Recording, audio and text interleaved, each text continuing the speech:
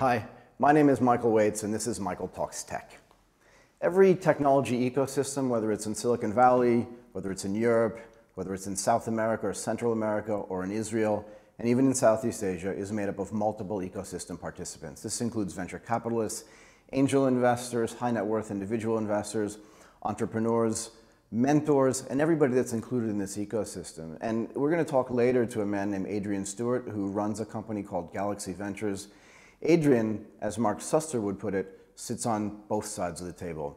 Adrian is not only a venture capitalist, but he is also an entrepreneur.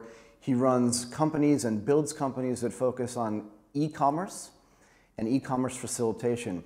Adrian has sort of stalked out a piece of the market on the facilitation side where he doesn't want the biggest players in the market and he wants to avoid the smallest players in the market, but he's serving the middle part of the market, the SMEs. This is one of the largest parts of the market in Southeast Asia.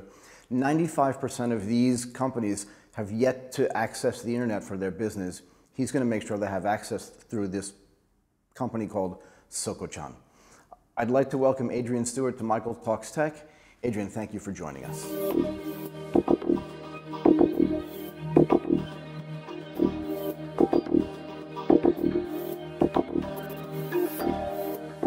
Hi, I'd like to welcome Adrian Stewart from Galaxy Ventures. Adrian, look, I really appreciate you taking time on a Sunday morning to come here and do this. It's really appreciate it. Thank you. Looking forward to our discussion. Thank you very much.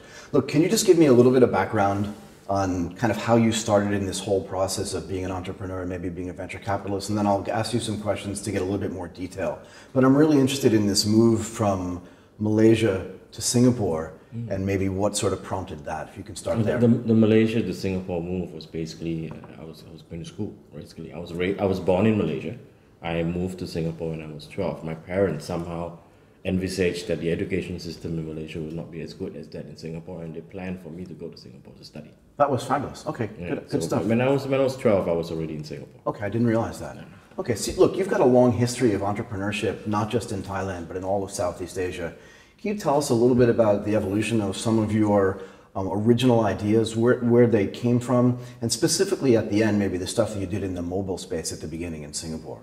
I think what got me started was not planned. I mean, you don't plan going into business. It was opportunistic. So back in 1993, when my very first business started up, and that was when we found an opportunity to import modems, 14.4 modems. You remember those? I do. Whatever, to connect to the internet, right? To build you the roads to access the internet. So we found the opportunity to bring those modems into Singapore. We imported them from the US. And was this a business you did by yourself, or did you have partners? I had two partners.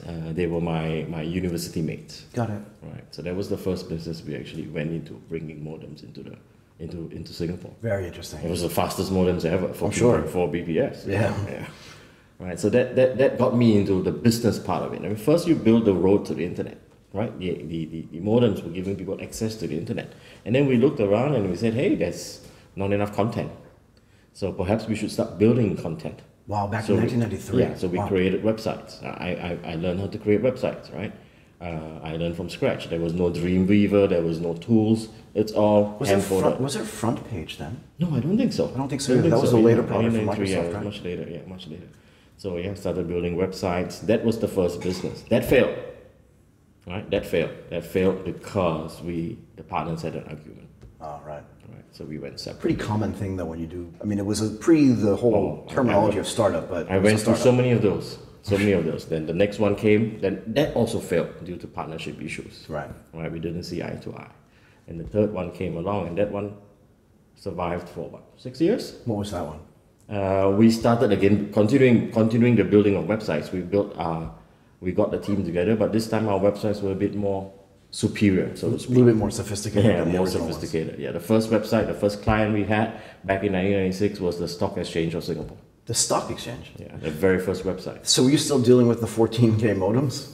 No, but then we moved 56, I think. Yeah, then we were so 56. Now you're going super fast. No, I stopped selling modems and then because you could only do that for a while. Modems were only made in the US. Then the Taiwanese started making them in 1995. Once they started making them, the prices dropped. There was no opportunity. So there's no margin left in that business. So we stopped selling modems. But it's really interesting, if you don't mind me interrupting. So you really started right at the beginning of the road, giving people the road to the internet. right at the That's basics, right, that's right. Helping people to gain access to the internet. Yes. But really interesting. Was it a hard sell at the beginning? No, I think people were all excited about the internet, and when we were selling something much faster than what was available, right? So we Yeah, could can't easily imagine what they even did before that. Yeah, I think we were selling them for like $600 or something, one modem, or maybe more. Wow. Wow. Right. So we built the stock exchange website, and when I said it was sophisticated, so back in 1996, my partners and he actually managed to do a screen scrape of the main server of the stock exchange to pull out stock information and have them displayed on the web page. So in 1996, the Singapore Stock Exchange was all electronic already? That's right, it was already electronic. That's right. Okay. Yeah. So you just went to their back-end servers and scraped all of their back-end data with their permission, right? Of course, yeah. So we had to screen scrape through a mainframe and pull out the information and display them on the web page every 15 minutes. I was going to say, what was the update time? Every 15 minutes? Yeah, it was like, which whoa, was that's real time. Yeah, That's real time. That's real time. In 1996, that's real time. Right, that's real time. So that put us, at the edge of cutting edge of technology. In fact, the company was called the Edge Consultants. We were bringing people to the edge. Right. So we had a whole bunch of clients coming in. And 1997, again, opportunistic. Singapore had the introduction of its second mobile operator. So who was the first one? First one is Singtel, yeah. Right. Then M1 came along. M1 came along and M1 said, I want to have services that's different from Singtel to make me pull customers. And these are flip phones, right? Yeah. Like Motorola or even Nokia phones. I can't remember what they had back then. Not even color. Not even color. Right. No 3G or 2G or whatever else. None of these things. So 1997. So we said, how about displaying stock information? We already had stock information from the stock price, right? Right, because you're already scraping that back end. So we created a service where you could type in the name of a stock, send it by SMS to us. We will go pull the stock price from Stock Exchange of Singapore and then return it back to you on your mobile phone via SMS. We created information on demand. Wow. Everybody wanted it. So how did that business go? Very well, actually. So we productized it. We created a platform. We called it an SMS gateway that's set between the SMSC, which is the core of the SMS system in the telecom level, and the internet. So we will take information from the SMSC, process it, go to the correct website, pull it back, return it back to the SMSC. Wow. And did you do that for any other businesses except for the stock exchange? Like, could you sell that service as a white label to anybody else? We sold a lot of services to the operators, actually, to the telcos. To the telcos? Yeah, so we sold a platform to telcos in Malaysia, in Brunei, in Singapore, in various countries, Indonesia even. And did they use it for their stock market information? They use it for various services, not just stock market, because it was a gateway. It was a two-way communication gateway between SMS and the internet. Wow. People could use it to compose an email. You could use it to retrieve a lot of other information, not just stock prices. And you ran that company for 6 years? Yeah, we grew, we got funded, and we got busted, so many things happened, very exciting. But how did you arrange the funding for that company back in 1997, 1998? Because I have to imagine that there wasn't the same sort of robust and dynamic ecosystem. Definitely not. Definitely. The word startup never even existed. Never existed, right? It was called .com. That was it though, right? .com. That was it. Yeah, and we had to have a .com domain name. Right. Yeah, you couldn't have a .sg even if it existed back then, which I don't even know if it did. They did actually. Did it? Yeah, they did. So how did you go about getting funded? Did you try, or did someone just notice your business? Friends and family, immediately, right? From the start, friends and family. Very first business, friends and family, friends and family, friends and family. We didn't raise money. 96, friends and family. 98, we got some money. This was arranged through the Singapore government. Wow, that early. Yeah, the Economic Development Board. EDB actually matchmake us with a very large US company building websites called agency.com. Agency.com. Yeah, agency.com was planning to be NASDAQ listed in 99, I think. So they decided to put money in to gain a foothold into Asia. That was really prescient, right? I mean, that's really early to get very early in the perhaps they did it to make the IPO look sexier. Maybe. Yeah. Everything in Asia is sexier. So they put in some money. I think if I recall correctly, about $5 million. That's a lot of money. 5 million Singapore dollars. That's still a lot. A lot of money. Yes, still quite a lot of money for a web development consultancy company. Maybe. We learned some new strategies. We learned some new work processes, but we went on doing the same thing, building web-related stuff. So what other types of companies did you build web stuff for? Singapore Power, which was the only power supply company. What did they want? They wanted to show bills. They wanted to show calculation. Online. They wanted to show calculation. How much power Energy are you using. Are you using? Yeah. How many fridges do you have? Blah, blah, blah. And all these tools. Because we could display stock prices, we could do everything else. Yeah, we did once you mobile have banking. once you have the gateway. You did banking as well? We did mobile banking. In the year 2000, we did mobile banking over a SIM toolkit on the SDK. On a SIM? Yeah. Yeah, so the application was embedded onto the SIM. Wow, really interesting. So, and how many people were in the company at its height? We started at 4 in 1996. Right. At And these were height- all college mates? 4, well, actually no, the college mates was my first business. first one. These 4, I only knew one of them. And I knew him because he was my customer for my first business. From the first business. he bought a He modem bought stuff you. from us, yeah. He bought stuff from us. Fabulous. Yeah. So I don't think it's an exaggeration to say that you were a pioneer in the mobile space. Now, mobile back in 1997 and 1998 or 1996 was nowhere near what it is today with smartphones and 3G, 4G, LTE. You want to talk a little bit about this article that you wrote in the Straits Times in 2001? And I'm really interested in what kind of made you think about that first. So what were you doing at the time back in 2001 that made you think that mobile commerce or m-commerce was going to be so important? You know what I mean, though, right? Yeah. Like, I think it's really fascinating. It's not just me; it was the team. We worked on cutting edge stuff starting from 1996. And were you programming?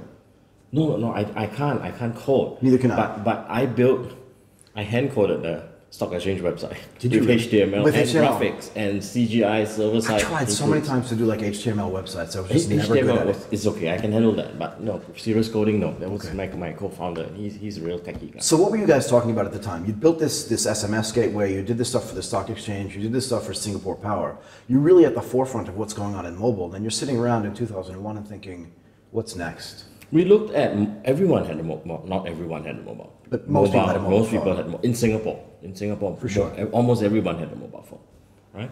And we saw the potential of it to do more because we were playing with stuff like the Newton, When did that- Apple Newton, 1997, 98, I think. Right.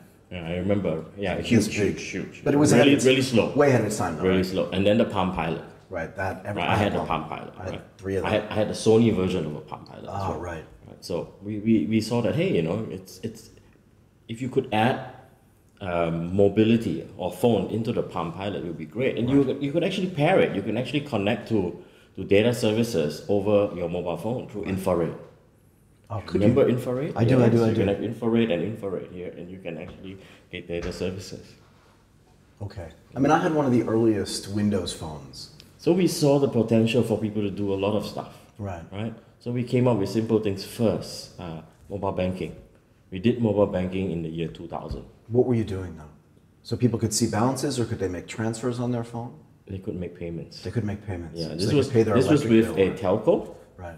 and a bank. So because you had to replace your SIM, there was some application and security built onto the SIM card. The SIM card itself. Yeah, so this was in Malaysia, and this is for UOB Bank in Got it, Malaysia, got it. and for Digi Telecom, which was a customer of us since 1999. Oh, wow. They were using our gateway, remember? Right, the SMS for all the gateway. services. Okay. All right.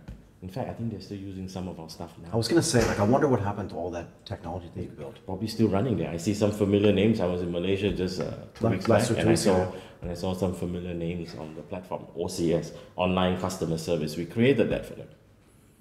We created the ability for them to, oh yeah, this was cool. I don't know who started it, but back in the year 2000, when you log in as a customer of Digi into the portal to access your account, you have to get an OTP. What does that mean? One-time password on your phone by SMS so you can verify yourself. So I don't know who started it. We've used it in 2000.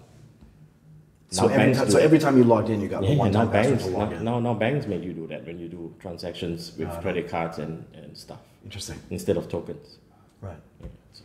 So how about commerce? Did you ever get involved in the because that whole article really focused on, and remember you talk about at the beginning, you looked up what is m-commerce or mobile commerce. And what kind of results did you come up with? My article actually didn't focus so much on mobile commerce, though it mentioned that my article mentioned that M was going to be multi-channel commerce.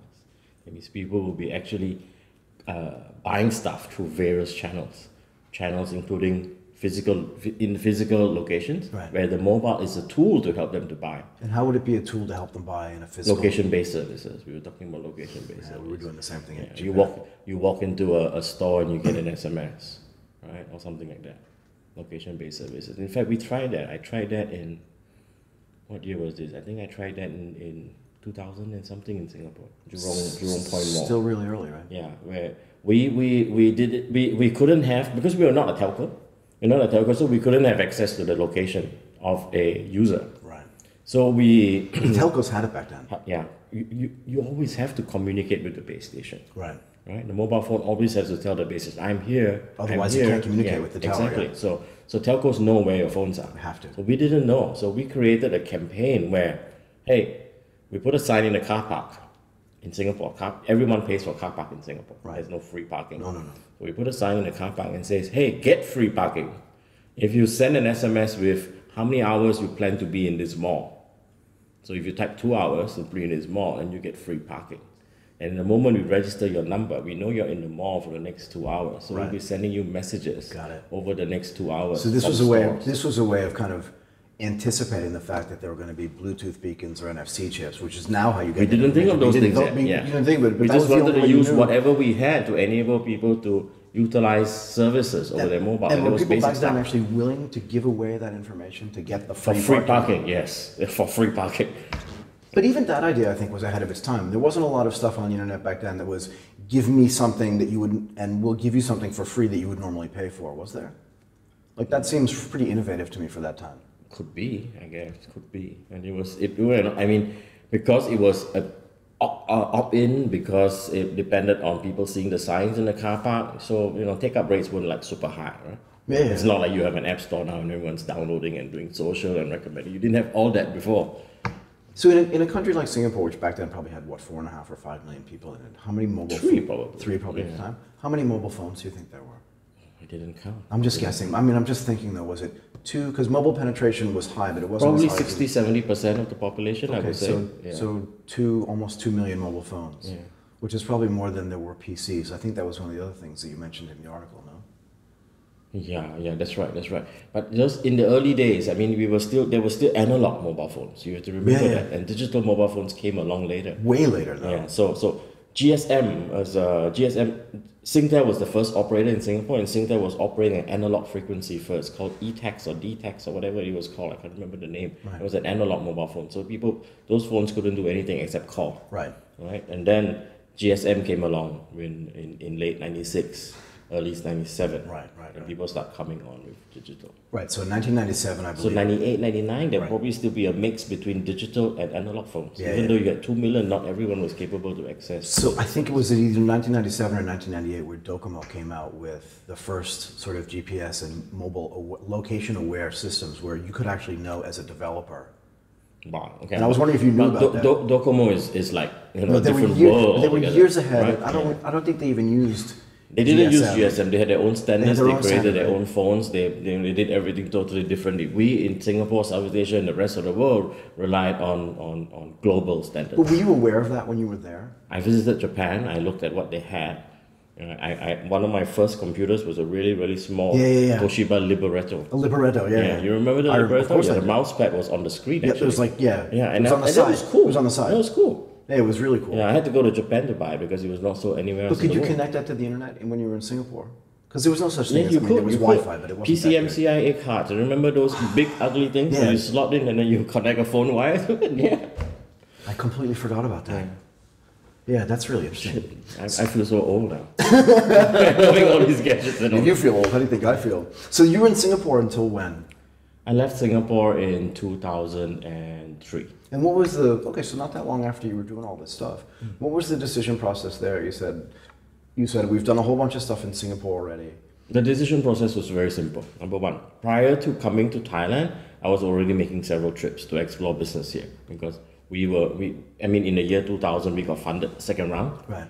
This is after the dot-com crash. We received $12 million. $12 million. US dollars. This is $12 million for which business was this? For H, we should then rename to H Matrix. Yeah, so we got $12 million then. Wow, that's a lot back then. In the year 2000, after the dot-com crash. So you mentioned that your business was growing really nicely. You just had taken your second round of funding.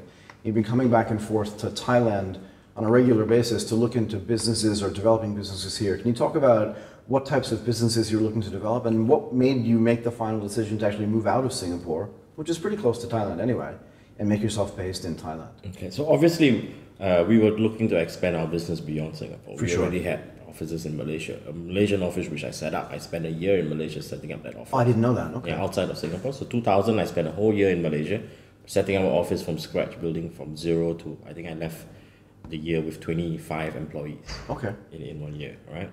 And then in Singapore, we were also growing and expanding into offices in Taiwan, in Hong Kong. We even had offices in Australia, in Melbourne and Sydney. So I hadn't thought about this before, but did you have competition in the region as well? Did people catch on to what you were doing and say, we've got to get into this market? Or were you kind of running a little bit, not under the radar, but on your own for a while?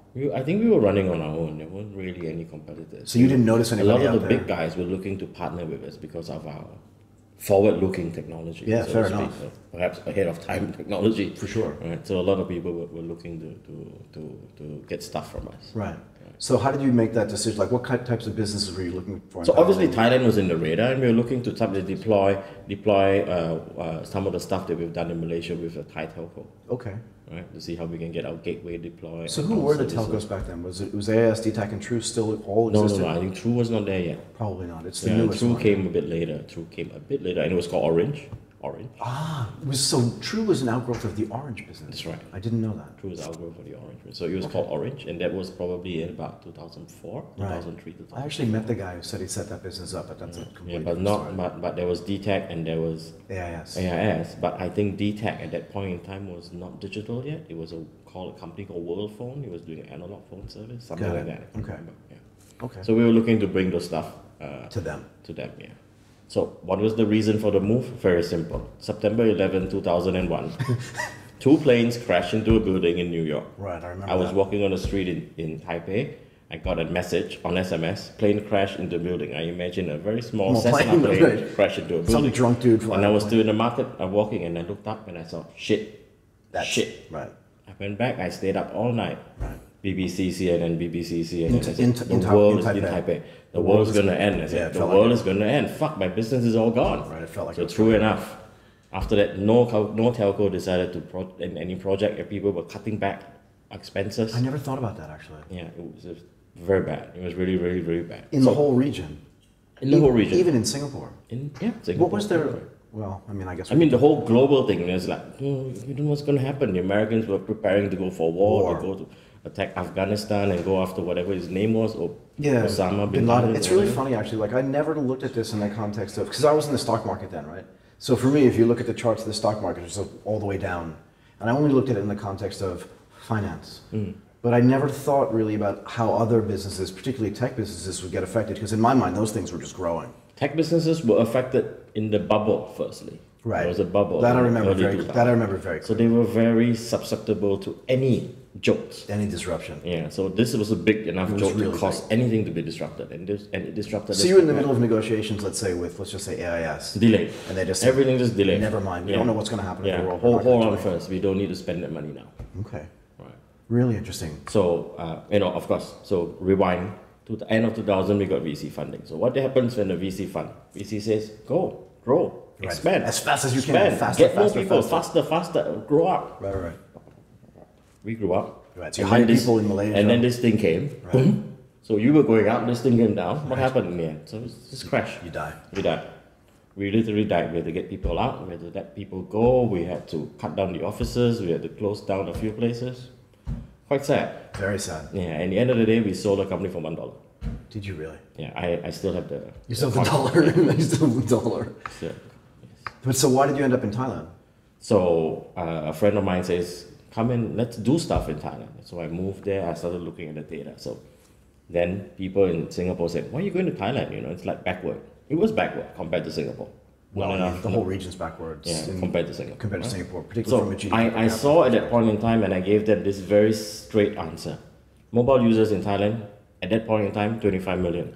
25 million people. Yeah. Okay. That's Population of Malaysia and Singapore combined, 25 less million. than 25 million. Yeah, I'm going to Thailand Right. because of this reason. Well, yeah, because you can implement all the things you did in the rest of the So we region came here. and we Just brought start all the all stuff. over again. All the Did stuff. your partners come with you? No. No. Yeah. When we split, we all went separate ways. So that company got sold for $1 and everyone just said, thank you very much and went. I stayed on for a while and then I quit. Okay. I couldn't work for someone else. Yeah, fair enough. So this is the other question I wanted to ask you. So if I go back all the way to the beginning of this conversation, this is something I never asked you before, but you've never actually worked for like a company. You never had a corporate job. You never worked in a bank. You never worked for an insurance My company. parents wished I had. I'm sure they do. I'm sure they did. Please, when I was studying, please go and work in the bank and work. Right. And I went for it, one interview, and I was like, I was telling the guy, I don't really want to work here. My dad made me come here to do this. Right. It's okay. It's better not to So have yeah, done I haven't really actually worked for any large corporate. Yeah. That's interesting because it's basically the only thing I've ever done up until like 4 years ago. It's soul destroying. I may have projects. I may have short stints. Fair enough. So your company then works for them. Yeah, but as a long-term employee, more than a year with a large corporation, I don't think so. So I don't think anyone will hire me now. No, at this you're age. unhireable. It's not even the age. You're just unhireable because the way you behave and the way you act would never fit into the way they would expect you to behave and develop things inside their business. It's just not going to work. Like I could never go back to work at a big company. Not possible. Okay. Because there's no way I could behave in the way that they would find acceptable. Yes, my fate is sealed then. Yeah, exactly. We're both screwed in a good way, not in a bad way. Hope so. Right. Yeah. So what kind of stuff did you build when you were here? Because now you've been here for 12 years? So 2003, we actually. Oh, so sorry. Orange was around already 2002 because I remember it was World Cups every 4 years. When was the last World Cup? The last one, the most recent one? I don't know. You know, I can remember. So we did a project with Orange. But where was it in 2002? Was it in Tokyo? I can remember 2002. We did a project 2001. I can remember the year now. We did a World Cup project with Orange. Okay. They had a big what do you call this, beer garden thingy set up in front of the World Trade Center. It was called World Trade Center. Here. Now called Central World. Orange, and you had an SMS. You could SMS to the screen while you're watching a live broadcast. It's almost like they put Twitter feeds up there now. That's right. That was one of the things that we did in the early stage. So you did that? Yeah. Okay. Then I did the SMS on TV with Channel 3. Okay. Right. So you watch a TV program and then you participate with the TV program through your mobile phone. So the TV program was filmed pre-recorded. It was pre-recorded. It was a game show. It was like there was 100 people in the quiz, right, in a round, and then there was the first round, second round, and third round. Simple mechanics for you as a home viewer to participate. How many people will be left in the final round? All right. So it didn't matter if it was live or not. So you just guess how many. So it was not live, right? But when the way we created the TV program was, it looked as though it was live. Right. So I guess 17 or whatever. You guess 17, and then there's a segment on the end of the screen where the guy says, and today's winner is, so we pre-blanked, or right, we pre-filmed all the stuff and we overlaid the winner's numbers and all the information. I'm always curious though, what's the conversation like with a television station, which is, slightly more progressive than most businesses, but still conservative, right? When you walk in with an SMS style business saying we're going to do it off a mobile. Just like any other business and many other businesses, and especially so in Thailand, you need the right connections. Right. So I was fortunate enough to have people with the right connections to bring me in. But that gets you in the door, right? Yeah. But how do they make build this the decision? excitement, make them excited. I guess. Show them the potential that you can make money. And how do they work? Like, did it work well? It worked very well. It worked too well, actually. What does that mean? It worked too well. So a few things happened when we put SMS on TV. A few things happened. SMS, when you send an SMS from a mobile phone to a destination number, there has to be a number that you can send stuff to. So there's a phone on the other side of That's this. destination. So right, AIS had this number, right, 4-digit, 5-digit. So that's what those numbers are. 1733. Right. DTAC had one number, right, and True had another number. And we had to go and tell them, this won't work. You have different numbers. It won't work. We need a common number. Got it. We need a common number. So in the end, you finally convinced the telcos, all three of them, to have a common number. I presume this was because it would standardize people's ability to communicate with the TV show. Yeah, I mean, we didn't have enough space on TV to display three numbers, so we just wanted to show one number, 88305. Right. That's the number to send your SMS to, right? Easy to remember. I love when innovation happens because there's not enough space on the TV screen. I mean, we were forced. So the other telcos weren't too happy to follow the lead of AIS, but AIS was then the largest telco, so I mean, easily we really don't have a choice. Okay, let's fast forward a little bit. If you take all of the experience that you had, started back in the mid-90s, the modems, the mobile stuff, the SMS, the communications with the telcos, moving to Thailand, building that business again here after the crash, right, and after the September 11th stuff. What got you involved on the venture side? Because one of the things we talked about before you arrived was this concept of Mark's sisters, both sides of the table. You've been an entrepreneur for a long time, but now you're also a venture capitalist. An entrepreneur, but many of them were failures. Of course. Many of them were failures. By definition, though. Yeah, many of them were Any failures. entrepreneur tells but you what I earned, what I learned and what I gained with that is all the experience, right. What not to do wrong in for the future. Sure. You know, yeah. So by moving then to the other side of the table, right. and acting as a guide, mentor, or investor, right. would make a lot of sense. How did that start, though? How did that start? Okay. Was it a proposal to someone to start the Galaxy Ventures business? Did they seek you? All right. So what happened was this. So Patera, I think you've met Patera. Many times. times. She runs a gaming company for the last 10 years. Yep. So her husband and I are good friends. Ah, right. I forgot about that. They're good friends. So she was looking for someone to help her in the business. Okay. To grow her business. Yep. She was planning to go IPO. For the game company. For the game company. Got it. So I went in to help her, and I said, one of the things we should do is to do more than games. Right? Don't just do games. So let's look at doing other stuff. Let's create a little unit. And we invest. So we created Galaxy Ventures, which is not so much a VC. We don't have a fund that we have to manage and so on and so forth. Right. We're getting money off the balance sheet from the game company. And investing that money into businesses that will make sense or contribute to us. And of course, business that we understand. Right, so what's the overall, do you invest in other game companies? We did with game, but we had two game companies that we invested in. Or was it three? Maybe three game companies that we invested in. Okay. And the rest are all non-game. And the thesis moving forward is to be non-game. We have enough of games. So you have this game basis, right? Yeah. You want to move out of that into other things. And do those other things have a thesis as well? Are those other things in which you won't invest? Or we look at stuff that we understand. Okay. So what do we understand? We understand buying and selling of stuff. Okay. Right? Online game company is a free-to-play game company where you buy and sell stuff. Right. We sell you characters, outfits, whatever virtual stuff, and you buy using digital currency, and you pay and you play. Right. So you've been doing this for 10 years. Yeah, so we understand that method. So we know. So that, to me, that is like e-commerce, isn't it? In a way, I mean, it is e-commerce. It's probably the purest form of e-commerce. Yeah. Right? It's totally e. Totally e. Yeah, totally There's nothing physical being exchanged, right? So then we can do e-commerce. So e-commerce is something that we're looking in a big way, right? E-commerce need not necessarily mean me setting up or investing in a storefront or a marketplace. Right. But providing the tools and services to enable people to buy and sell online.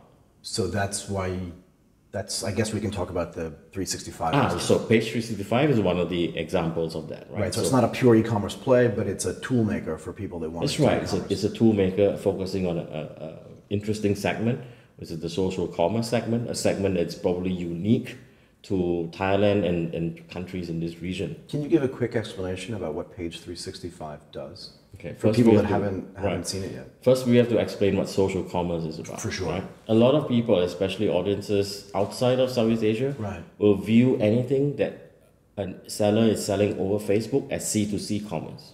Right. Consumer to consumer. Right. However, that is not the case. Not really. Because those people who are selling stuff online through Facebook are you doing it as a business. As a business, right? To a consumer. They're just using a consumer channel as a way to market and reach out to their buyers. Right. And why do they use that? Because the buyers are there.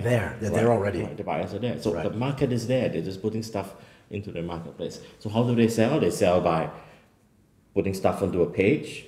Someone says, I'd like to buy this, how much? And then they communicate and they exchange payment information and exchange addresses over Facebook Messenger, right? Mm-hmm. Which is not built for such a thing. Right. I mean, and when Facebook was first conceived, it was not meant to handle commerce. Exactly. It was not meant to handle commerce, and messaging was supposed to be on a person. Hey, how are you? And things like I'll that. It meet was you not at that. noon for lunch and stuff right. like It was that. not that. So Page 365 saw an opportunity and created an overlay, I would say, that would extract all these messages and put them into a nice dashboard. So you can actually build a CRM, a customer relationship management tool, and understand your customers better, build in autoresponders, and so on and so forth. So there's a back end that communicates with the Facebook API. That's right. Once you link with... So I have a page on Facebook, yeah? Right. I connect it to the Page connect it to Page 365. 365's app, Yep. and giving it permission to actually read stuff from your Facebook page into this new dashboard. So let's say I'm a vendor. I run a business on Facebook, and I'm selling watches, right?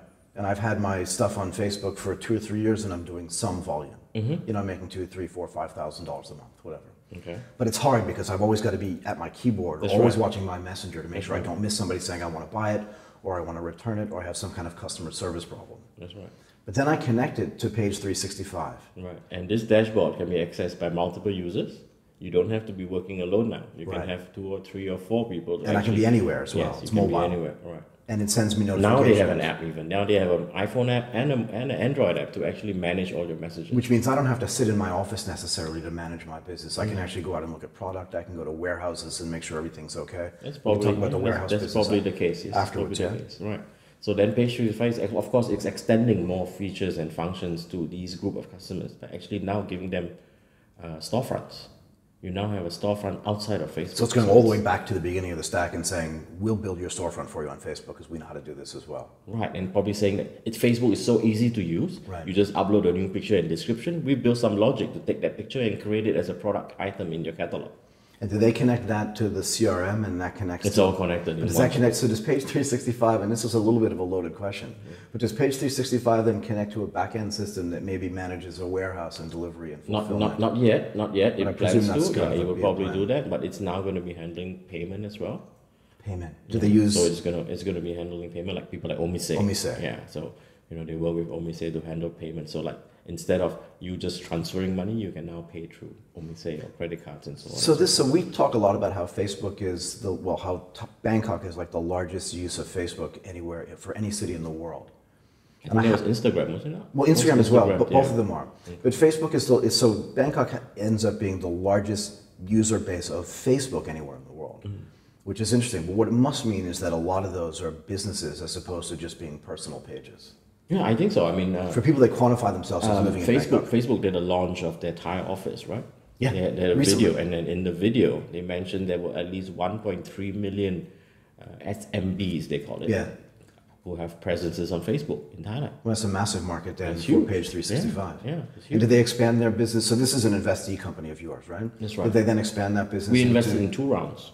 Did you really? Yeah, that's the seed and then now pre-series A round. Pre-series and then they're doing their series A now. So we invested in 2 rounds, and Inspire Ventures joined us, and Tom has contributed quite a bit of new ideas to these guys. So Tom's moved to Indonesia, right? Tom has moved to Indonesia. So is there the potential that Page 365 business is going to move to Well, Indonesia? not related as to Tom's move. For but sure, They for were sure. already planning to do Indonesia and Vietnam, and they have actually launched Indonesian language and Vietnamese language versions. And is Facebook commerce as big in those 2 countries as it is here?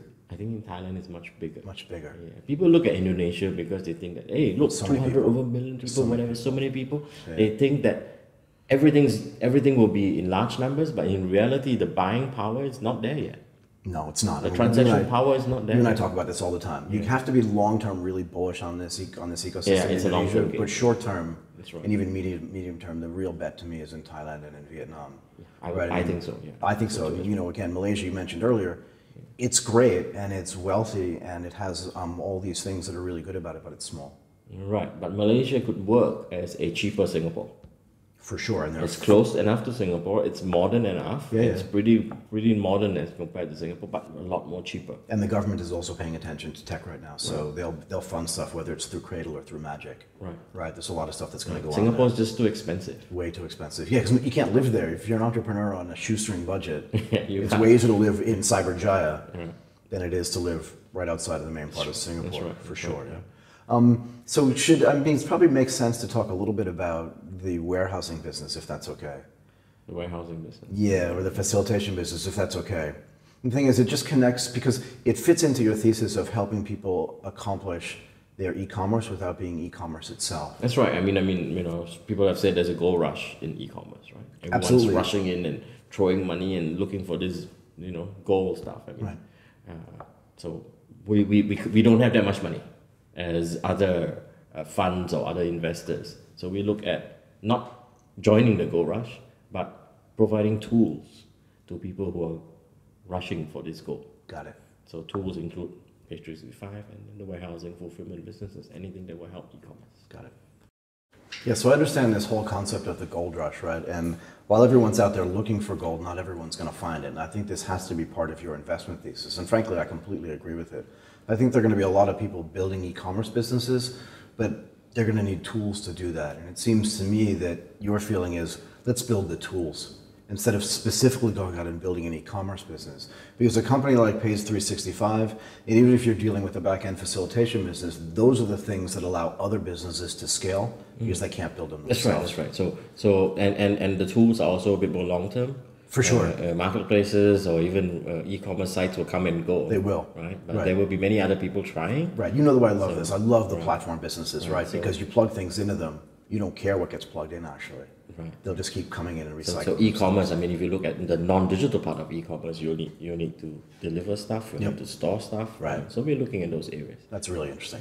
So let's broaden up a little bit. I'm really interested in what your feeling is on the state of the tech startup system in Thailand in particular and in Southeast Asia. Maybe how mature is it, how immature is it, and where do you think it's going to be like over the next 3 to 5 years?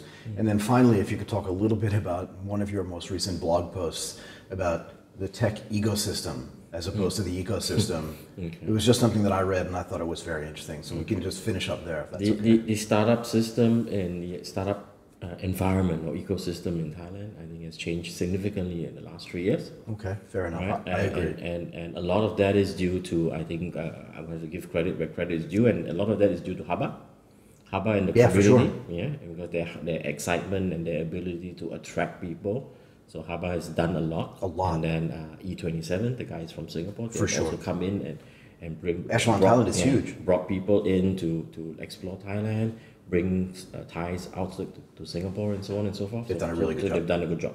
Yeah. So everyone's excited about being a startup. The are you speaking at Echelon this year? Echelon Thailand, I'm on the panel. Yeah, so am I. Yeah, cool. See you there soon.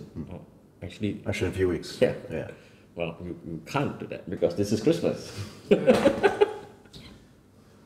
So we'll just cut that out. Right. So yeah. Okay. So we just came from Echelon Thailand. But I agree with you. Okay. The Haba team and the E27 team have done a really good job of really building out this ecosystem and making it way more robust than it might have been otherwise. And it really has happened. I feel lucky, right? I arrived here at the end of 2011.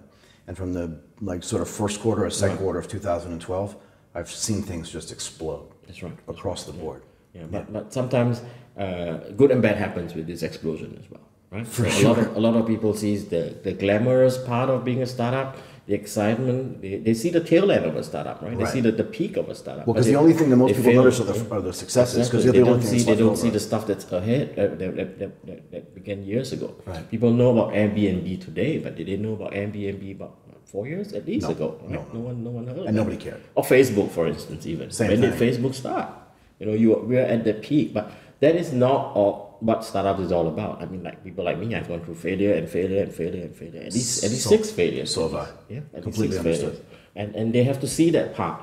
Startups is not just about glamorous, being nice, being trendy and hey, hoorah, and all thumbs up. There's the reality part of it. Hard work, potential to fail, potential to lose money, potential to even alienate your friends and your family. And your family, right? Getting depressed and all that kind of stuff. Those things needs to actually be seen and there should be more effort to actually communicate the realities of being a startup. Yeah, it's really interesting from my perspective. Most people are so disinterested in the suffering side of any business, but particularly startups. Like there's the TV show that they have in the United States, what's it called, Silicon Valley, right? Again, it just glamorizes what's going on in the startup world. And if something like 70 or 80% of startup businesses fail, only 20% of those people actually succeed a little bit, and maybe 2% of them really succeed and turn into Airbnb or turn into Uber, right? So I'd like to see a little bit more focus and maybe a little bit more of a support system for those of us that keep trying, failing, and kind of just need a little bit more support. I communicate it this way of my failures. So I said that each failure that I have is one GPS. So every time I fail, I put in one more GPS. So now I have about 7 GPSs on my way to, on my journey, right? Right, so, whatever. I don't think I'll get lost now. I don't think they'll all fail at the same time. You might not go in a straight line to find your way, but you're not going to fail again at the same level that you had before. That's how it is. So the glamour part of it, all the excitement, all these nice events, cheers, drinking beers, and lots of Facebook thumbs up pictures. Right. That led me to write about the ecosystem. Right. So what was the reaction? Don't build up the what do you call it? The unreal part of startup. Right. Right. Yeah, sure. There's fun parties and everything else, but don't just always show the good side of a startup. Right. Don't smile while you're actually suffering on the inside. You should actually maybe get help. Right. If you're suffering, talk to someone. Get a mentor. Get a coach. Get someone. Look, there are plenty of places. Stop pretending. Yeah. You know? Well, it's the pretending that's really bad, right? Yeah. Because if you're actually having a problem, it doesn't mean that your business is necessarily going to fail. It could actually succeed quite nicely. Yeah, if you go to a mentor. Yeah, if you know how to pivot, you know how to find the right guy. Maybe all you need is, you're trying to raise $3 million, but actually all you need is half a $1 million. Or maybe 250 or whatever, right? You don't know that. Be realistic too as well. Right. People start looking at, wow, that guy raised 12 million, I get 15 million, I need 30 million. I mean, that is not real. Well, people will give you money if your business is worth it, not give you money just because someone else got that much. Exactly. Right? Exactly. Look, I know a really decent business that was bootstrapped for $30,000 over the last 9 months. I'm sure there are a few of them. Yeah, there are quite a few of them, and I know now that they're sitting in a very famous accelerator program in the United States. But they literally spent $30,000 over the last 6 to 9 months building a business. And they deserve to succeed. They do deserve to succeed. They've tried really hard. Whether it succeeds long term or not, actually, in my mind, is kind of irrelevant. What they've done over the past almost year has been nothing short of incredible. Yeah. But they've been guided actually really well. Here's the money you have. Don't waste it. And they struggled and struggled and struggled and struggled, but now they've actually had a modicum of success. It's really a good thing. I've been in panels and discussions and events, and I get all kinds of questions. So one of the questions that I keep remembering is, there's a guy who put up his hand and asked me directly, what should a mobile app do to succeed as a startup? I don't know. I looked at him and I said, mobile app. A mobile app is not a business. No, it's not. A mobile app is a tool to communicate or to let people use your business. Right. Tell me what is your business. That guy went, mobile app. Mobile app is not a business. No, it's not a business. Right? That guy's going to fail. That guy's going to fail. He's going to fail automatically because if all he's trying to do is build an app, that's not a business. Yeah, it's not a business. Yeah, you've got to go the other way. Build a business and put an app on top of it. Exactly. That makes find the problem, solve the problem, then you have a real business. Not get a tool and says, I have a business now. No. Yeah, it's really funny. So I was talking about this recently.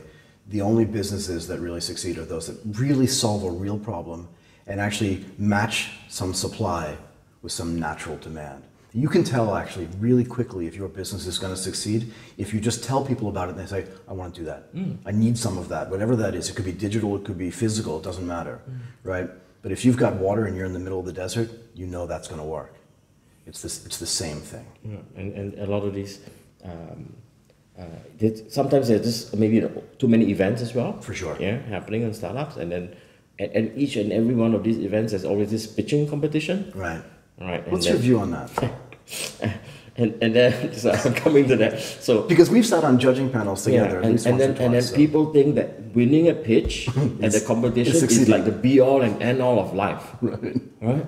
I have seen people who won pitching competition 2 years ago and never even launched a product. Right. A pitching competition, a public pitching competition, it is never a measure of success of your business. At any level. Never. But what do you think? Should we keep doing that? Or is there a better way to judge whether a startup company actually deserves a little bit of funding or support? Or if I were to run a startup, I will never pitch publicly. No, neither would I will pitch privately to people who actually want to know and potentially invest in my business. I agree, because I contend that actually you can't pitch a good business on stage in 5 minutes, particularly where you're not controlling the environment. Because you see this a lot, right? You hook up your laptop or your iPad or whatever to something, it doesn't work properly, and then say, look, if you can't be prepared enough to get your laptop to work properly at this, how do I know you're going to run a business properly? And that's completely irrelevant. That's bullshit. It's complete bullshit, right? Because if you're running a business, you've got a ton of time to prep. You can test, you can A/B test, you can do a whole bunch of things that you'll never be able to do. I should stop judging. Maybe we should stop judging because these competitions are not the right Yeah, way I've to go actually, forward. so I'm happy to speak at a conference and actually give an opinion on stuff, but when people ask me about judging, I really try to stay away from it because I don't like the environment in which the judging takes place. I've stayed away from quite a few this year. Yeah, same here. I'd like to thank Adrian Stewart of Galaxy Ventures for coming by and talking with us today. Adrian, look, I really appreciate your time. Thank you. Well, pleasure's all mine. It's a great way to spend a morning coffee chat. Thank you. And to all our viewers, happy holidays and Merry Christmas. I am Michael Waitze, and this was Michael Talks Tech. Jingle bell, jingle bell, jingle bell rock. Jingle bells swing and jingle bells ring.